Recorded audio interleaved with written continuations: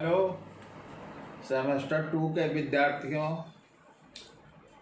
विगत सप्ताह मैंने तुम लोगों का स्पिनोजा से रिलेटेड टेस्ट एग्ज़ाम लिया था। जो वस्तुनिष्ठ प्रश्न से रिलेटेड था, ऑब्जेक्टिव क्वेश्चन, उसमें मैंने जिस टाइप का पूछा जाता है उसी टाइप का मैंने क्वेश्चन दिया था। तो प्राय बहुत सारे विद्यार्थियों ने उसका आंसर दे दिया है। कुछ लोगों का सही है, कुछ लोगों का दिग्भ्रमित होकर गलत आंसर दे दिए। मैं एक एक करके सभी क्वेश्चन पढ़ता हूँ, उसका आंसर बता देता हूँ। जहाँ दिक्कत है वहाँ मैं विश्लेषण भी करूँगा।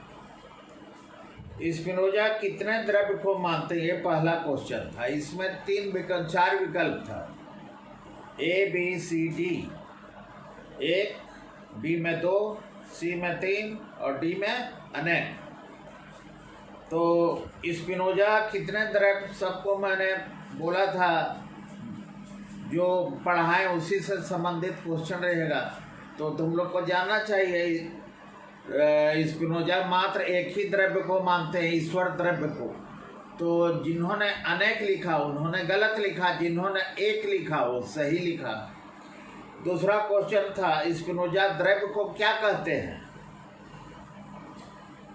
ईश्वर, आत्मा, जड़ पदार्थ या सभी। यहाँ भी 4 ऑप्शन था। जिसने लिखा पहला ऑप्शन ए, ईश्वर, उसका सही है।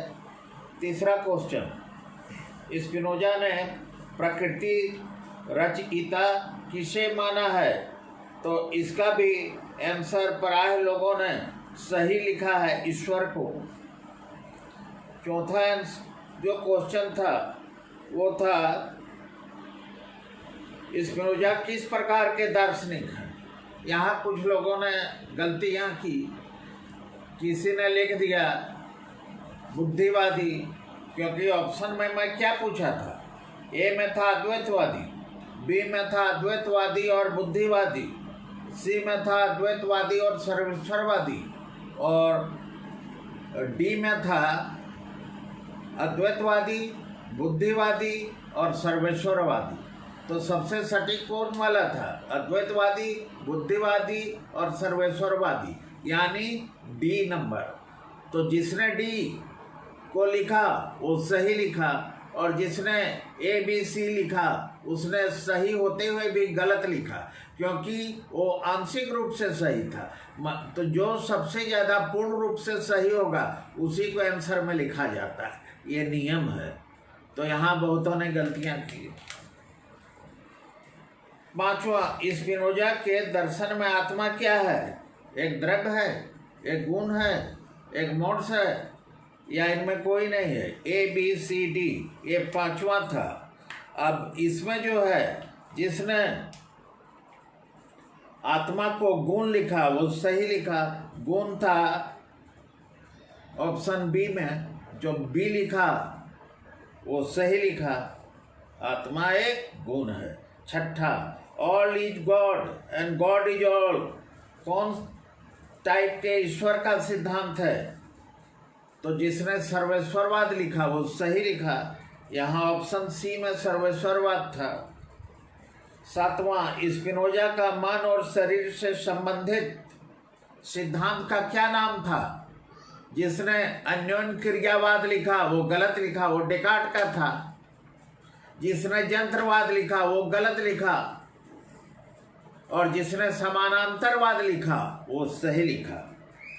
समानांतरवाद बी ऑप्शन था। समानांतरवाद का मतलब हुआ कि वैसी दो विपरीत सिद्धांत जो एक समानांतर चले और मंजिल तक पहुंचा दे हमको। तो मन और शरीर को इसने माना समानांतर, रेल की पटरी की तरह, दोनों आपस में कभी नहीं टकराता है, लेकिन वो हमें मंजिल तक पहुंचा देता है। तो इसी को कहते हैं समानांतरवाद सिद्धांत। आठवां, स्पिनोजा द्रव्य का सार तत्व किसे मानते हैं? अब स्पिनोजा जो हैं वो द्रव्य का सार तत्व किसे मानते हैं? बोलिए, गुण को। ये भी सही है, गुण यानी ए। 9वां क्या था? मोड्स या प्रकारों का आश्रयदाता कौन है? मोड्स या प्रकारों का आश्रयदाता कौन है? द्रव्य। तो यहाँ बी वाला जो लिखा सब्सटेंस द्रव्य वो सही लिखा। और अंतिम जो था 10वां वो था मोड्स या 10वां था द्रव्य का रूपांतरण किसमें होता है? तो द्रव्य का जो है वो रूपांतरण किसमें होता है? जिसने लिखा मोड्स या प्रकारों में, यानी ऑप्शन नंबर ए उसने सही लिखा। तो विद्यार्थियों, आज मैंने स्पिनोजा से संबंधित जो टेस्ट एग्जाम लिया था उसका मैंने यहाँ पर टेस्ट का एनालिसिस किया और करेक्ट आंसर जो होना चाहिए वो भी बता दिया। तो तुम लोग प्रैक्टिस खुद भी करो, तुम लोग खुद खोज के ऑब्जेक्टिव क्वेश्चन बनाओ और उसका अल्टरनेट बनाओ, फिर जो सही है उसे एक दूसरे से पूछो। तुम बनाओ, दूसरे विद्यार्थी से पूछो, दूसरा विद्यार्थी जो बनाएगा वो तुमसे पूछेगा इस ग्रुप में। इससे एक अंतराक्षरी एक गेम भी हो जाएगा और तुम लोग को आनंद भी आएगा और तुम लोग इससे ज्ञान भी मिलेगा। और परीक्षा में जो एक नंबर का पहला क्वेश्चन होता है उसका तुम लोग तैयारी भी कर लोगे। तो इसीलिए समय को बहुमूल्य समझो, समय को कीमती समझो। और समय हर चीज में गेम होता है, पढ़ाई को भी गेम के रूप में लो तो मन भी लगेगा, अच्छा भी लगेगा और तुम्हारा ज्ञान का भी सृजन होगा, ज्ञान की भी वृद्धि होगी और परीक्षा में अच्छा नंबर मिलेगा, अच्छा ढंग से पास हो जाओगे। बैठे ठाले रहने से कुछ नहीं होगा, इसीलिए ध्यानपूर्वक पढ़ाई करो। और एक बात है, तुम लोगों का फर्स्ट सेमेस्टर का भी पढ़ाई जारी रखना होगा। हो न हो वो तुम लोगों को यूनिवर्सिटी ऐसे पास नहीं करेगा, वो उसका भी परीक्षा लेगा। तो तुम लोगों को डबल तनाव है, डबल मेहनत है। हम जो पढ़ा रहे हैं सेमेस्टर 2 वो भी पढ़ना है। और जो सेमेस्टर 1 का अभी तक यूनिवर्सिटी ने 80 नंबर का जो परीक्षा नहीं लिया है, कभी भी ले भी सकता है। तो तुम लोगों को दो पढ़ाई एक साथ करनी है, सेमेस्टर 1 सेमेस्टर 2। सेमेस्टर 2 इसलिए हम पढ़ा रहे हैं क्योंकि इसका न तुम लोग के पास बुक है, न इसके बारे में कोई जानकारी है, न इसके बारे में कोई तुम लोगों को बताया है। लेकिन यूनिवर्सिटी बोल रही है कि 1 अब नहीं पढ़ाना है, 1 का एक परीक्षा होगा और 2 सेमेस्टर 2 को आप पढ़ाइए। जैसे वो परीक्षा खत्म होगा तुरंत 2 का भी परीक्षा ले लेंगे। इसलिए मैं तुम लोगों को यूनिवर्सिटी के निर्देश के आधार पर, यूनिवर्सिटी के डायरेक्शन के आधार पर सेमेस्टर 2 पढ़ा रहा हूँ। इसलिए बैठे ठाले से कुछ नहीं होगा, मेहनत करो।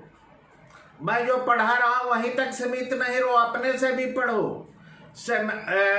पेपर 3rd को खुद पढ़ो यदि परीक्षा ले, क्योंकि मैं पढ़ाऊंगा तो ध्यान से पढ़ाऊंगा, मैं पढ़ाऊंगा जो अच्छा ढंग से पढ़ाऊंगा, मैं पढ़ाऊंगा तो टाइम भी लगेगा।